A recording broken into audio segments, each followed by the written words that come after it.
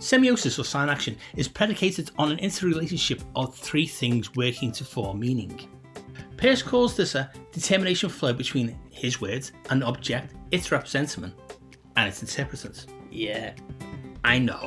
As soon as those words are introduced, you hear them, but they are intelligible to any normal creative. You're switched off, hopefully only metaphorically. So let us on Semiosis 101 translate those terms into terms designers and illustrators will understand and appreciate more. Let us say the semiotic determination flow is between a concept, its representation, and its interpretation. Therefore, we can, in Semiosis 101 terms, describe the three interpretation states as an immediate effect, a dynamic effect, and final effect of a semiotic sign on its interpretation. So far, we have been using a panda drawing to illustrate this.